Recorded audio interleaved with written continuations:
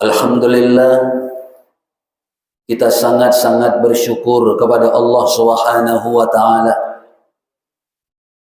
Syukur kita yang pertama tadi, Allah bangunkan kita dalam keadaan sehat walafiat.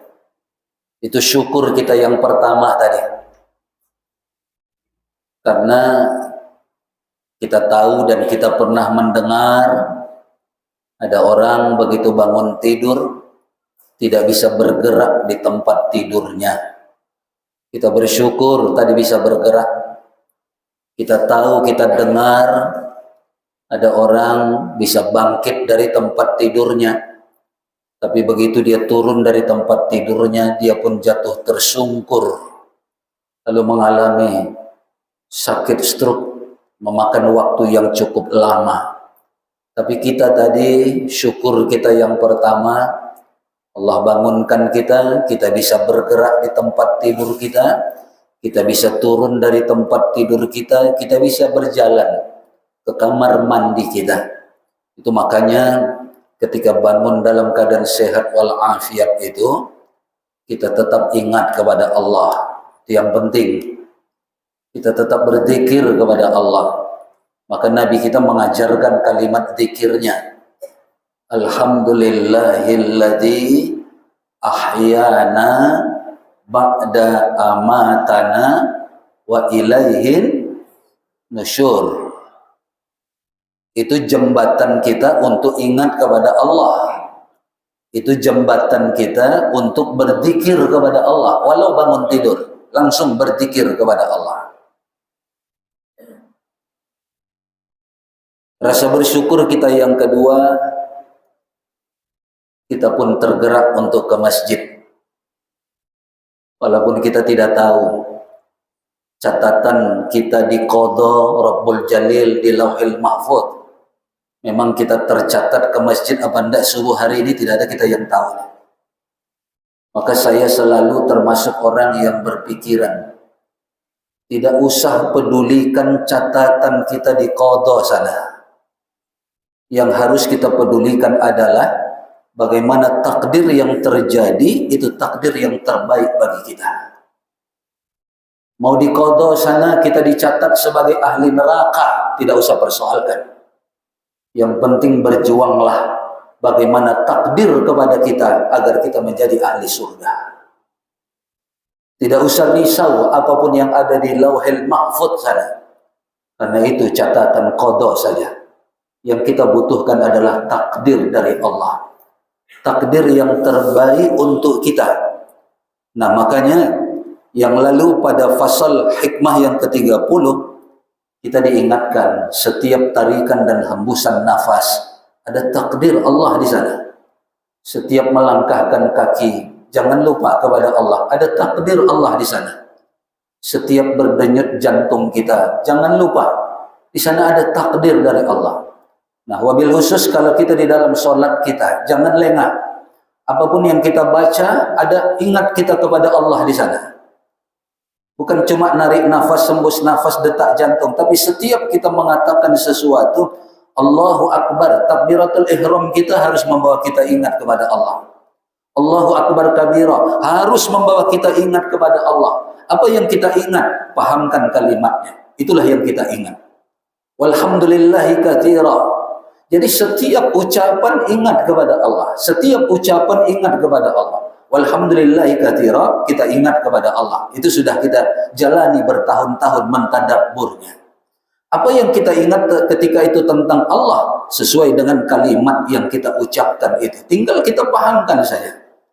Apapun kita membaca ini, ingat kepada Allah. Apa yang kita ingat, pahamkan apa yang kita ucapkan itu. Jadi kita tambahkan, kalau ada bahasa setiap langkah ingat kepada Allah.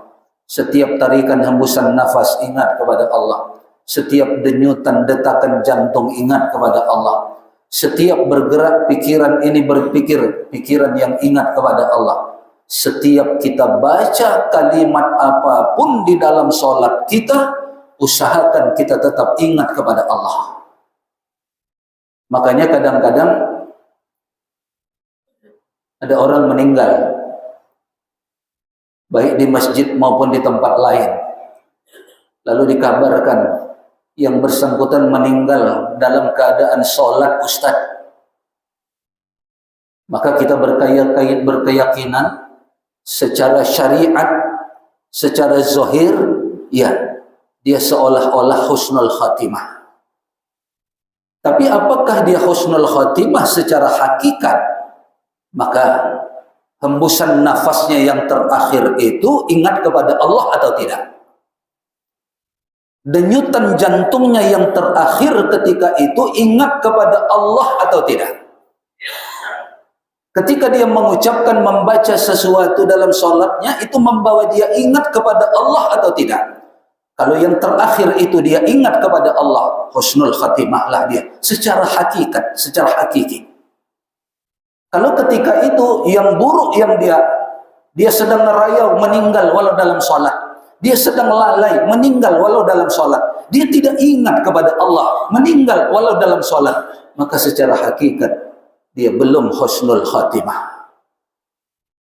Maka jangan terjebak kepada syariat semata.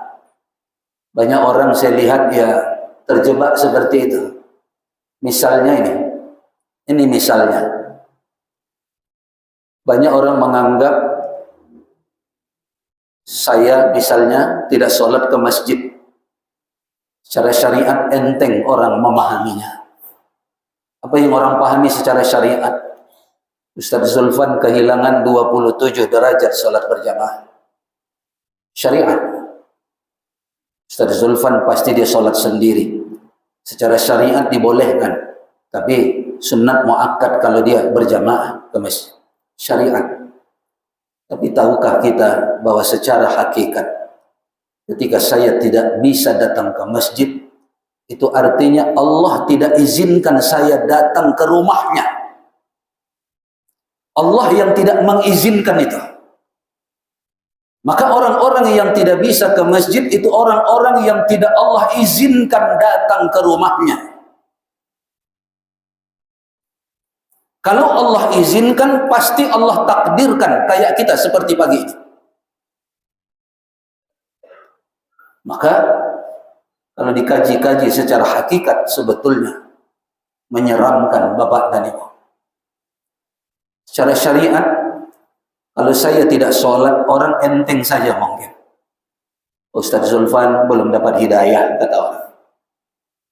Kalau saya tidak sholat, orang mungkin secara syariat ringan saja.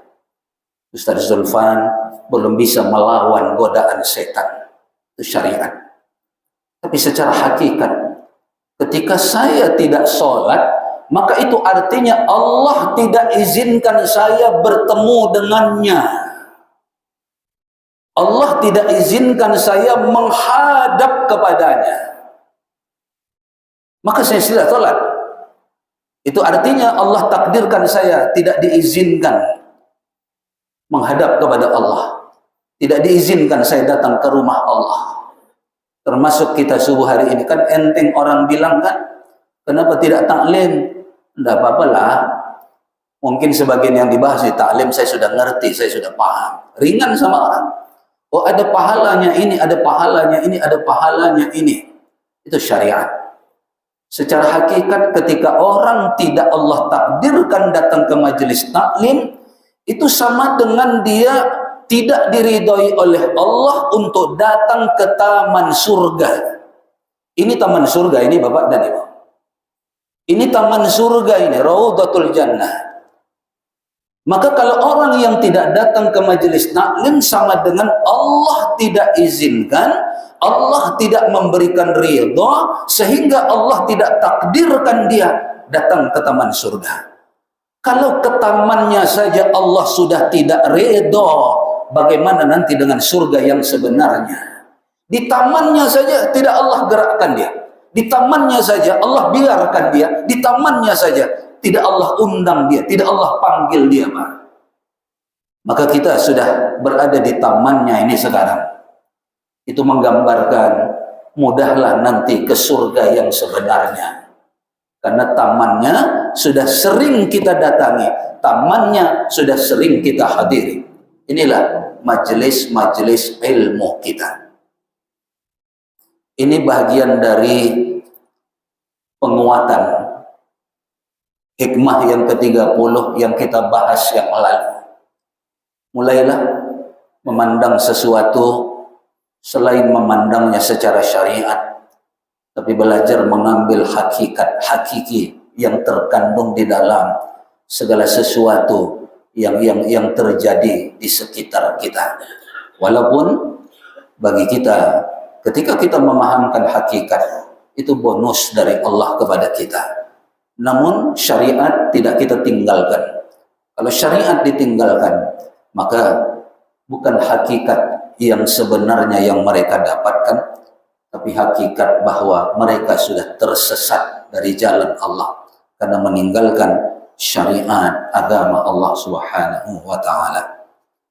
Maka Bapak dan Ibu jamaah yang dirahmati oleh Allah, kita akan lanjutkan pada hikmah yang ke-31 dari kitab Al-Hikam yang ditulis oleh Al-Imam Ibnu Athaillah As-Sakandari. Di dalam hikmah yang ke-31 disebutkan, la tataraqqab faraghal aghyar. La, janganlah tataraqqab, engkau menanti-nanti kecenderungan faragh, selesainya al-aghyar, segala urusan-urusan dunia. Janganlah engkau menunggu-nunggu, janganlah engkau menanti-nanti akan hilangnya kecenderungan gangguan-gangguan dunia, rintangan-rintangan dunia, baru berencana mau mengerjakan urusan akhiratmu. Jangan tunggu itu. Bisa jadi ada orang ketika ditanya, Pak Haji, kenapa belum ke masjid juga? Nantilah, tunggu pensiun, kata dia. Itu yang dimaksud itu. Padahal bisa. Tidak pensiun pun bisa ke masjid. Tapi ada orang yang berpikir seperti itu, nantilah nunggu pensiun. Karena ku tengok kawanku, begitu dia pensiun, waktunya lapang. Nasibmu tidak sama dengan kawanmu. Kawanmu bisa jadi Allah berikan kesempatan habis pensiun berubah, habis pensiun hijrah, habis pensiun menjadi ahli ibadah. Tapi nasibmu belum tentu. Jangan-jangan belum pensiun kau sudah habis. Jangan-jangan belum pensiun kau sudah, bahasa kampung saya Pak Haji, itu sadisnya itu ranap sudah. Pontianak ini apa bahasanya? Oh sama. Kalau habis masih ringan Pak Haji. Ini ranap dah. Tak ada lagi, gitulah. Apa yang ditunggu pensiun? Karena realita dalam kehidupan kita, baru berumur 51. Artinya 7 tahun lagi baru pensiun. Ranap. Habis. Tak ada kesempatan lagi. Jangan ditengok kawan yang masih diberi kesempatan pensiun. Jangan diikut kawan.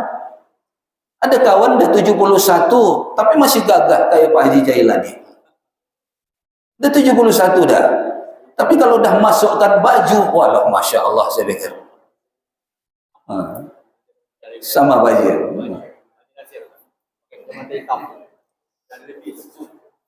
Sisa-sisa mudanya masih nampak.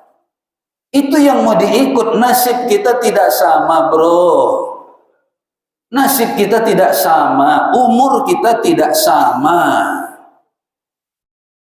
Itulah akibat ini, itulah akibat sebetulnya. Walaupun menurut saya itu akibat. Karena saya tidak pernah melakukan itu. Sampai hari ini, insya Allah nanti, bulan 11, umur saya 57. Ini saya sengaja nyampaikan, menandakan nggak pantas kawin lagi, begitu. Hah? Udah nggak pantas lagi dah. Bulan 11 nanti saya 57. 57 umur saya, maaf Bapak dan Ibu, bukan lagak, bukan sombong, bukan takabur. Tapi sampai hari ini Bapak dan Ibu dengar, saya tidak pernah meminta kepada Allah agar umur saya dipanjangkan oleh Allah. Tidak pernah. Mau berapapun yang Allah berikan di catatan qada, itu tadi saya bilang, saya tidak terlalu peduli dengan catatan qada. Yang saya pedulikan adalah bagaimana takdir yang Allah lakukan. Karena takdir bisa menyelisihi qada. Takdir bisa tidak sejalan dengan qada. Qada itu pedoman yang Allah tetapkan.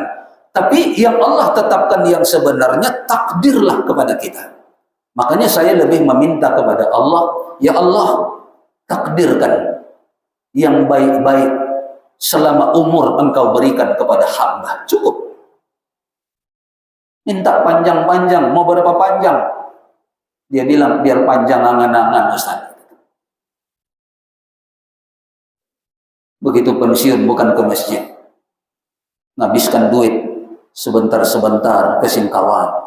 Sebentar-sebentar ke Bengkayang, sebentar-sebentar ke air terjun, sebentar ke Aruk, nanti sebentar dah ke Kucing pula dia, nanti sebentar udah di Sarawak pula dia, nanti sebentar udah habis waktu pensiunnya.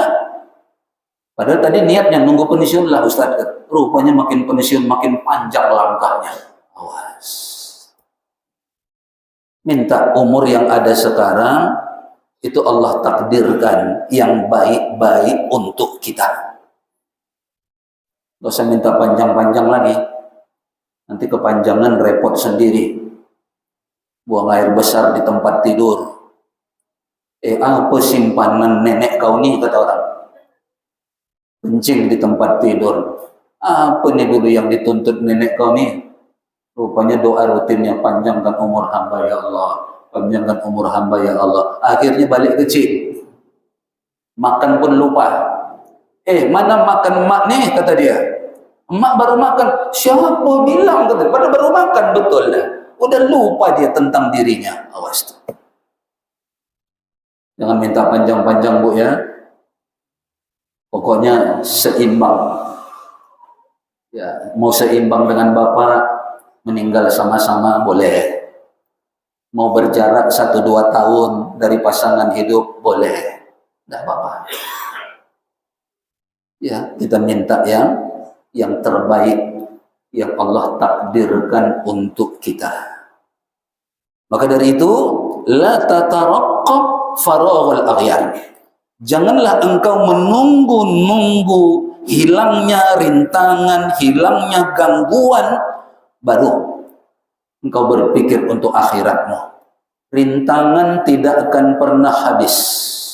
Halangan tidak akan pernah hilang. Pasti tetap ada.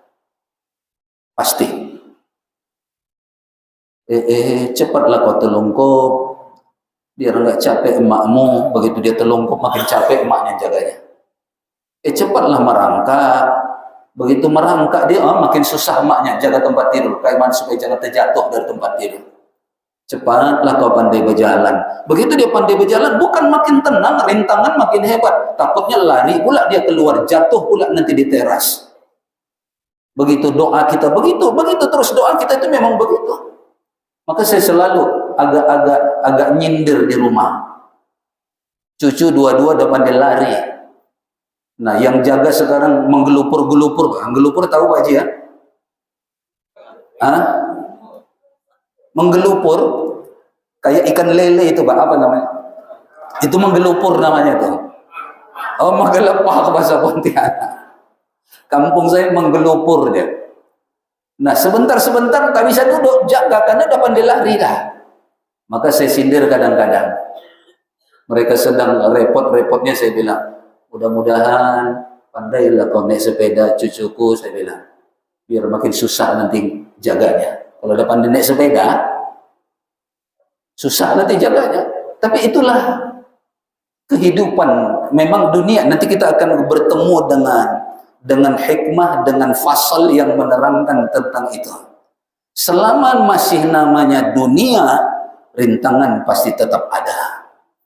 Selama masih masanya dunia, pasti tantangan tetap ada. Kapan tantangan dan rintangan hambatan itu semua hilang? Ketika umur kita sudah tidak ada. Maka mintalah, kalau enggak mau lagi tantangan, mintalah sama Allah. Akhirnya saja hidup hamba ya Allah. Nah, maka jangan nunggu hilangnya, musnahnya rintangan, hambatan, bahkan gangguan-gangguan dari dunia kita ini demi untuk berniat mengerjakan akhirat kita. Jangan tunggu. Kemudian kata Imam Ibnu Athaillah, kenapa katanya jangan ditunggu tadi? Fa inna dzalika yaqta'uka an wujudil muraqabatilah. Karena sikap yang seperti itu, sikap apa tadi? Menunggu-nunggu lapang, menunggu-nunggu nanti gampang, menunggu-nunggu nanti diberi kemudahan. Sikap seperti ini, fa inna dzalika, itu yaqta'uka, itu qata', itu akan memutusmu. Bahasa kalimatnya begitu. Itu akan memutusmu. Kalau sudah putus, kalau kelayang, berarti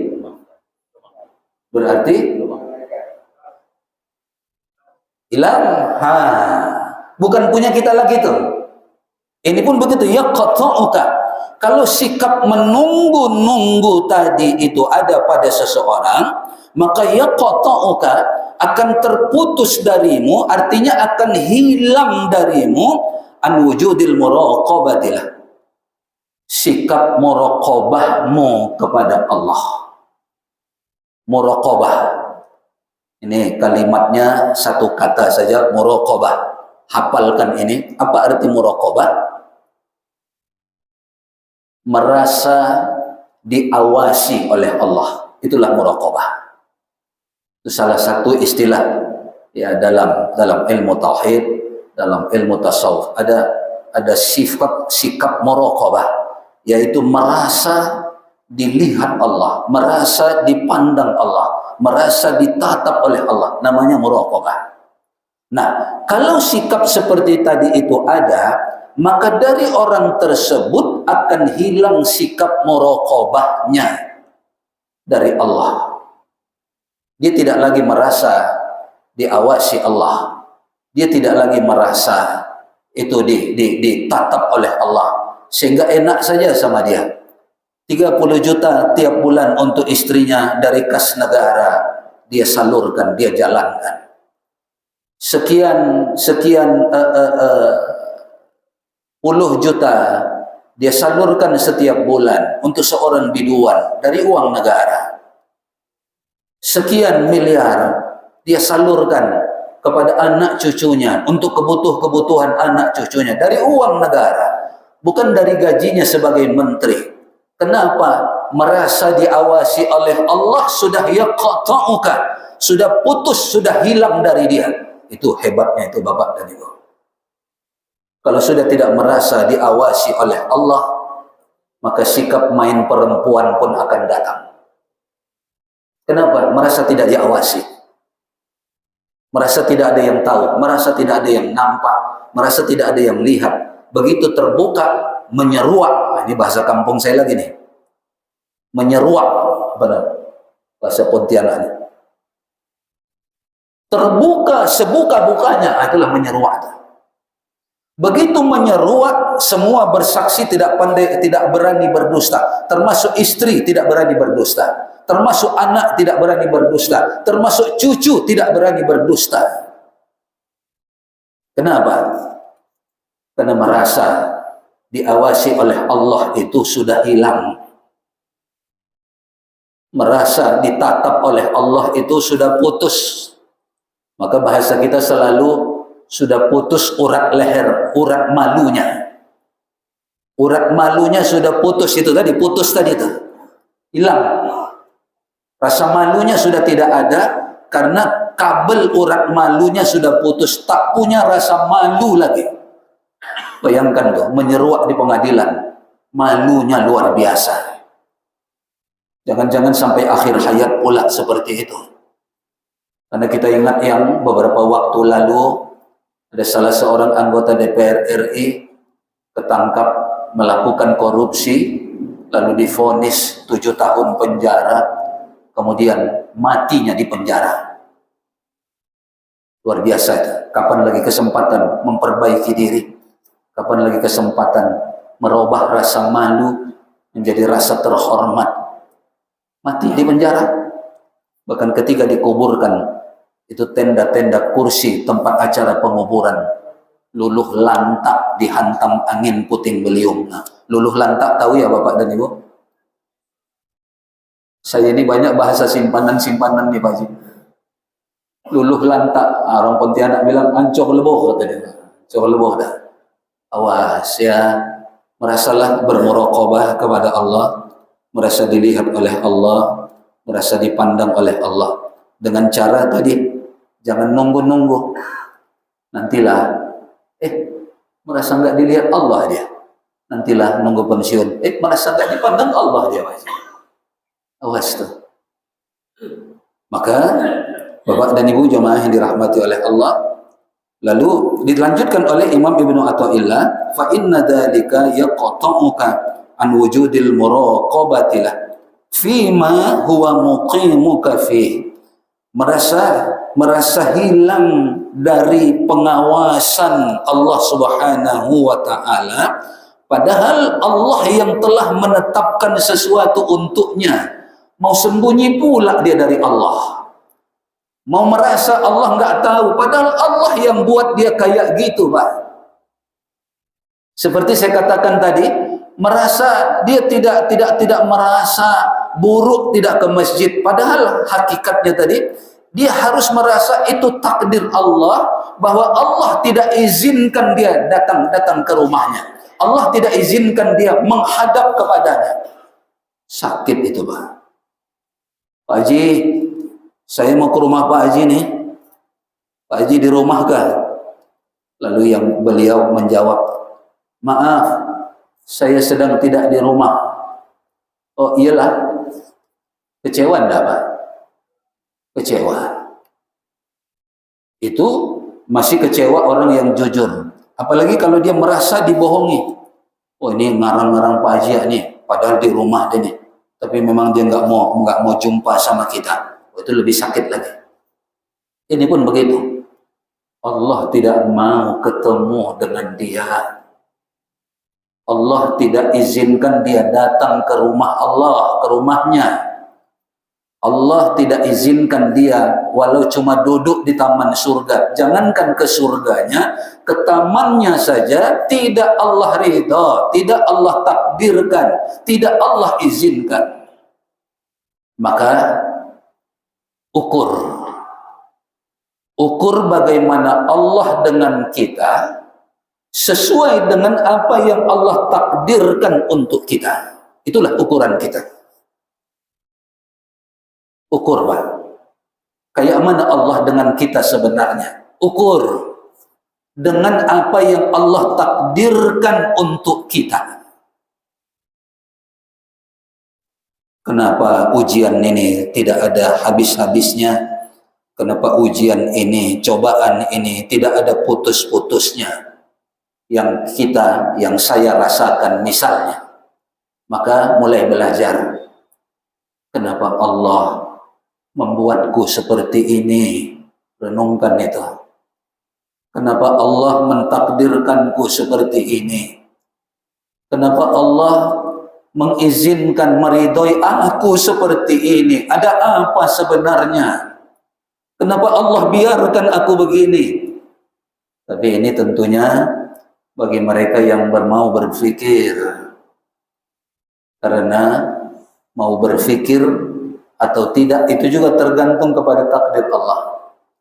Maka kalau kita masih mau berpikir, alhamdulillah ya Allah, Engkau takdirkan hamba masih mau bertafakur. Hamba bersyukur ya Allah, Engkau takdirkan hamba bisa mengambil pelajaran yang dialami orang lain. Hamba bersyukur kepadamu ya Allah, hamba bisa belajar dari yang Engkau ujikan kepada orang lain, dari yang Engkau cobakan kepada orang lain. Bahkan hamba bisa belajar dari apapun yang Engkau berikan kepada orang lain ya Allah. Sehingga hamba berhati-hati. Hamba tidak peduli dengan catatan di qadamu ya Allah. Yang penting bagi hamba adalah berjuang, berusaha, berikhtiar, dan memohon kepadamu bagaimana agar takdir-takdir hamba adalah takdir yang terbaik dan sebaik-baiknya darimu ya Allah. Maka dari itu Bapak dan Ibu, ada kesempatan jangan ditunggu ya. Nanti kita merasa tidak diawasi oleh Allah, ternyata ditunda pun nggak ada masalah. Ternyata ditunda-tunda pun ternyata tidak, no problem. Akhirnya kita tidak merasa diawasi oleh Allah. Dalam kesempatan yang ada tidak digunakan, akhirnya perilaku-perilaku yang tidak sesuai pun nanti akan datang kepada kita, memancing kita untuk mengerjakannya, sehingga pada akhirnya itu tadi sikap, bangun pelan-pelan ya.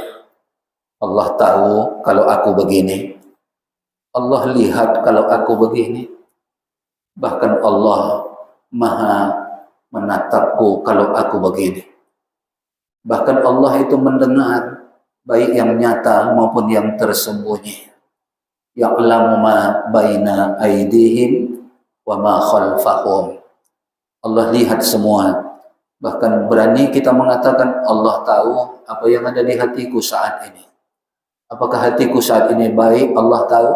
Apakah saat ini hatiku tidak baik pun Allah tahu.